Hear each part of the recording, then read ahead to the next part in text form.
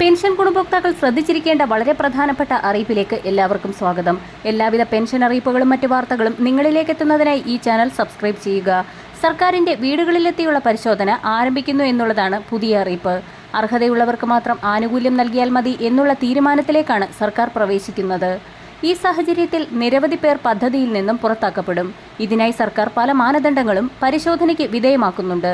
ഇത് സംബന്ധിച്ച് സുപ്രധാന തീരുമാനം ഇപ്പോൾ സർക്കാരിന്റെ ഭാഗത്തു നിന്നും പുറത്തു വന്നിരിക്കുകയാണ്. നമ്മുടെ സംസ്ഥാനത്ത് ബാങ്ക് അക്കൗണ്ടുകളിലേക്ക് തുക സ്വീകരിക്കുന്നവരുണ്ട്.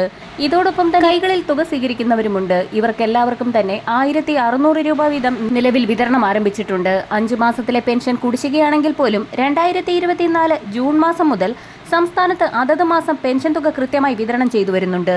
5 മാസത്തിലെ പെൻഷൻ തുകയിൽ 2 മാസത്തിലെ പെൻഷൻ കുടിശ്ശിക ഓണത്തോടനുബന്ധിച്ച് വിതരണം ചെയ്യുമെന്നുള്ള ഏറ്റവും പുതിയ അറിയിപ്പാണ് ഇപ്പോൾ പുറത്തു വന്നിരിക്കുന്നത്. ഓരോ മാസത്തിലെ പെൻഷൻ തുക വിതരണം ചെയ്യുന്നതിലേക്കായി 900 കോടി രൂപ വേണ്ടിവരുന്ന സാഹചര്യത്തിലും മുൻപുള്ളതിനെ അപേക്ഷിച്ച് ഇരട്ടി പെൻഷൻ ഗുണഭോക്താക്കൾ പട്ടികയിൽ ഉൾപ്പെട്ട സാഹചര്യത്തിലും ഏറ്റവും അർഹതയുള്ളവരെ മാത്രം കണ്ടെത്തുന്നതിനായി സർക്കാർ കർശന പരിശോധന ആരംഭിക്കുകയാണ്. അനർഹരായ നിരവധി ആളുകൾ പെൻഷൻ പട്ടികയിൽ ഉൾപ്പെട്ടിട്ടുണ്ട് എന്ന പരാതിയുടെ അടിസ്ഥാനത്തിലാണ് പുതിയ നീക്കം.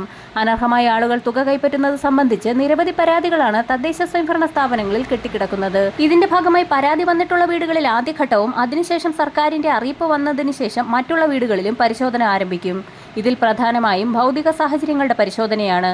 സാമൂഹ്യ സുരക്ഷാ പെൻഷൻ ഗുണഭോക്താവിന്റെ അല്ലെങ്കിൽ അപേക്ഷകന്റെ ഭൗതിക സാഹചര്യങ്ങൾ പരിശോധിക്കുമ്പോൾ 2000 ചതുരശ്ര അടിയിൽ കൂടുതൽ വിസ്തീർണമുള്ള വീടുകളിൽ താമസിക്കുന്നവർ, എയർ കണ്ടീഷൻ ഉള്ളവർ, മറ്റ് സർക്കാർ അർദ്ധ സർക്കാർ പെൻഷൻ തുക കൈപ്പറ്റുന്നവർ, ഉപജീവനത്തിനായി ഓടുന്ന ടാക്സി ഒഴികെ 4 ചക്ര വാഹനമുള്ളവർ തുടങ്ങിയവരെ എല്ലാം തന്നെ പെൻഷൻ ലിസ്റ്റിൽ നിന്നും പുറത്താക്കും.